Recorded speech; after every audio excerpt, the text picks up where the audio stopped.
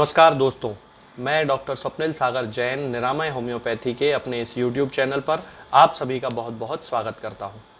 दोस्तों, आज मैं आपको एक बहुत अच्छी दवा के बारे में जानकारी देने वाला हूं, जिस दवा का उपयोग हम होम्योपैथी में खास तौर से दमा के पेशेंट्स यानी कि अस्थमा के पेशेंट्स में करते हैं, ब्रोंकाइटिस के पेशेंट में करते हैं, पल्मोनरी स्टेनोसिस के पेशेंट्स में करते हैं और कार्डियक अस्थमा के कुछ केसेस में भी इस मेडिसिन का उपयोग बहुत अच्छे से होम्योपैथी में किया जाता है। तो दोस्तों, इस मेडिसिन का जो नाम है वो है दोस्तों एस्पिडोस्पर्मा।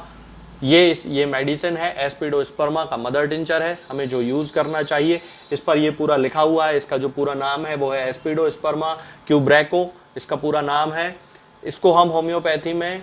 बहुत सारी बीमारियों के लिए यूज़ करते हैं। खास तौर से ये लंग्स के लिए एक बहुत ही अच्छा माने जाने वाला टॉनिक होता है, यानी कि जिस भी किसी व्यक्ति को लंग से संबंधित कोई बीमारी होती है, फेफड़ों से संबंधित कोई बीमारी होती है या फिर उसके श्वसन तंत्र से संबंधित कोई भी बीमारी होती है, उस बीमारी में इस मेडिसिन का उपयोग बहुत ही ज़्यादा सफलता के साथ किया जाता है। इसलिए होम्योपैथी में इसको लंग्स का डिजिटैलिस कहा जाता है, यानी कि जिस तरह हार्ट के केसेस में डिजिटैलिस का उपयोग होम्योपैथी में किया जाता है, ठीक उसी तरह होम्योपैथी में लंग्स के केसेस में एस्पिडोस्पर्मा के मदर टिंचर का उपयोग किया जाता है। दोस्तों, एस्पिडोस्पर्मा का जो मदर टिंचर होता है उसकी एक खासियत होती है कि जब भी हमारी बॉडी में ऑक्सीजन की कमी होने लगती है और कार्बन डाइऑक्साइड बढ़ने लगती है, वो किसी भी कारण से हो सकती है। दोस्तों, मान लीजिए कि कोई व्यक्ति बहुत ज़्यादा स्मोकिंग करता है और उस स्मोकिंग के कारण उसके लंग्स में टार इकट्ठा हो गया है या फिर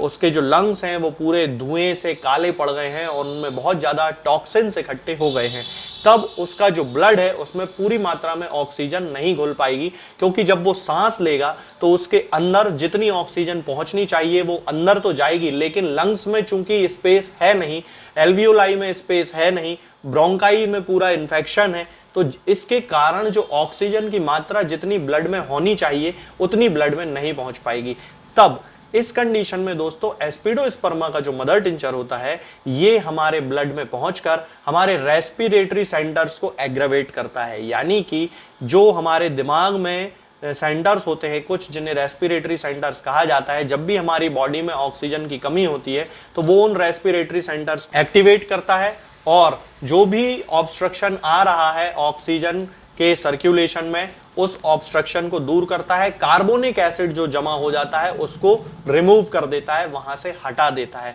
इस तरह से जो लंग्स से रिलेटेड बीमारियां होती हैं उसमें ये बहुत अच्छा काम करता है। इसकी एक और खासियत होती है दोस्तों कि ये कार्डियक अस्थमा के केसेस में बहुत अच्छा उपयोग होता है इसका। कार्डियक अस्थमा वो कंडीशन होती है जिसमें कि पेशेंट के लेफ्ट हार्ट में फेल्योर हो जाने के कारण उसमें अस्थमा जैसे सिम्टम्स आने लगते हैं, यानी कि वीजिंग होने लगती है, उसको सांस लेने में उसको दिक्कत होती है, लंबी लंबी गहरी गहरी वो सांस लेता है,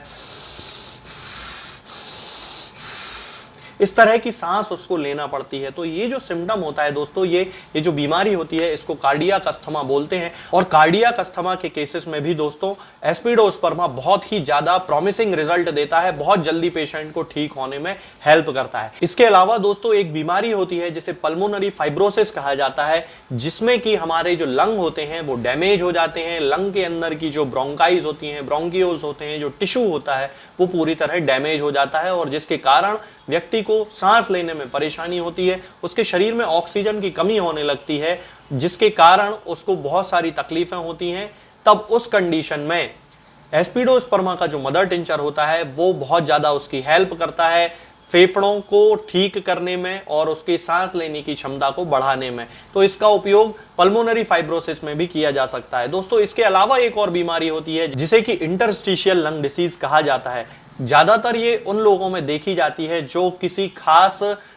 टॉक्सिन के संपर्क में आ जाते हैं, जैसे एस्बेस्टोस है, इसके संपर्क में आने से, रेत के कणों के ज्यादा संपर्क में आने से, जो लोग बहुत ज्यादा खदानों में काम करते हैं, माइनिंग जो वर्क करते हैं, उन लोगों के अंदर इंटरस्टिशियल लंग डिसीज ज्यादातर देखी जाती है। इसके अलावा जिन लोगों को रूमेटॉइड आर्थराइटिस जैसी किसी ऑटो इम्यून डिसीज की प्रॉब्लम होती है, उन लोगों में भी इंटरस्टिशियल लंग डिसीज देखी जाती है। तब इंटरस्टिशियल लंग डिसीज की कंडीशन में भी एस्पिडोस्पर्मा बहुत प्रॉमिसिंग रिजल्ट देता है दोस्तों, बहुत अच्छा काम करता है। हालांकि इसके साथ उस समय हम पेशेंट के कॉन्स्टिट्यूशनल से मैच करने वाली मेडिसिन का ज्यादा उपयोग करते हैं, जिनमें साइलिशिया बहुत प्रमुख मेडिसिन होती है। तब कि जब पेशेंट को बहुत ज्यादा ड्राई कफ हो रहा हो, खांसी बहुत ज्यादा आ रही हो, उसकी ब्रेथ जो है वो शॉर्ट हो रही हो, यानी कि सांस लेने में उसे बहुत ज्यादा तकलीफ हो रही हो, तब उस कंडीशन में हम एस्पिडोस्पर्मा का मदर टिंचर और साइलिशिया किसी पोटेंसी में यूज करते हैं पेशेंट की कंडीशंस के अकॉर्डिंग। इस प्रकार जो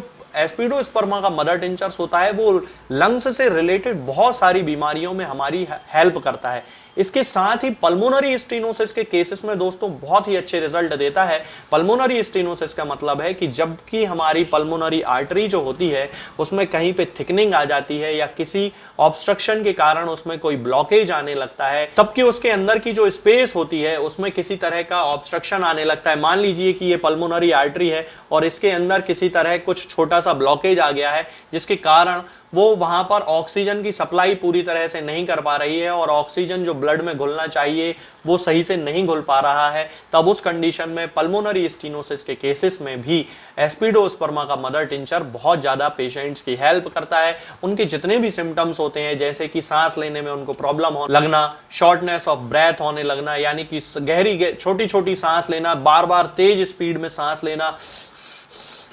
इस तरह की सांस लेना, तो ये जो सारे सिम्टम्स होते हैं, सूखी खांसी चलना, इस तरह के सारे सिम्टम्स में एस्पिडोस्पर्मा का मदर टिंचर सभी पेशेंट्स की बहुत ज्यादा हेल्प करता है। इसके अलावा दोस्तों एस्पिडोस्पर्मा का जो मदर टिंचर होता है वो यूरिमिक डिस्निया के केसेस में बहुत ज्यादा हेल्प करता है, यानी कि वे पेशेंट जिनका कि डायलिसिस चल रहा हो और उनको डायलिसिस के दौरान उनकी बॉडी में यूरिया की मात्रा बहुत ज्यादा बढ़ जाने के कारण अस्थमा की प्रॉब्लम होने लगती है और उनको सांस लेने में बड़ी तकलीफ होने लगती है। तब उस कंडीशन में हमें एस्पिडोस्पर्मा के मदर टिंचर का यूज करना चाहिए और उसकी 20-20 बूंद आधे कप गुनगुने पानी में मिलाकर दिन में 3 बार पेशेंट को देना चाहिए। ठीक इसी तरह जब पल्मोनरी आर्टरी में थ्रोम्बोसिस हो जाती है, तब उस कंडीशन में भी एस्पिडोस्पर्मा का मदर टिंचर बहुत ज्यादा पेशेंट की हेल्प करता है और हमें उस कंडीशन में भी 20-20 बूंद दिन में 3 बार एस्पिडोस्पर्मा का मदर टिंचर आधे कप पानी में मिलाकर पेशेंट को देना चाहिए, जिससे कि उसके जो सारे सिम्टम्स होते हैं वो धीरे धीरे कवर अप होने लगते हैं। जिसको थोड़ा दूर चलने पर ही सांस में तकलीफ होने लगती है, उसकी सांस फूलने लगती है, उससे बिल्कुल भी चलते नहीं बनता है, या फिर थोड़ा सा भी वो मेहनत कर लेता है और उसके कारण उसकी सांस फूलने लगती है, तब इसका मतलब है कि उसके जो लंग्स में कोई प्रॉब्लम हो सकती है और हमें लगता है कि उसके लंग्स में किसी तरह का कोई इन्फेक्शन है, उसको ब्रोंकाइटिस की प्रॉब्लम है या उसको कोई और लंग इन्फेक्शन है, अस्थमा है। तब उस कंडीशन में हम एस्पिडोस्पर्मा का मदर टिंचर 20-20 बूंद दिन में 3 बार आधे कप या 1 कप पानी में मिलाकर उस पेशेंट को दे सकते हैं। इसके कोई भी साइड इफेक्ट नहीं होते हैं दोस्तों, और ये हमेशा सभी पेशेंट की हेल्प करता है। तो दोस्तों आज के लिए फिलहाल इतना ही। आगे के वीडियोस में मैं आपसे बात करूंगा कुछ नई बीमारियों के बारे में और उनकी होम्योपैथिक दवाओं के बारे में। तब तक के लिए जय हिंद, जय भारत।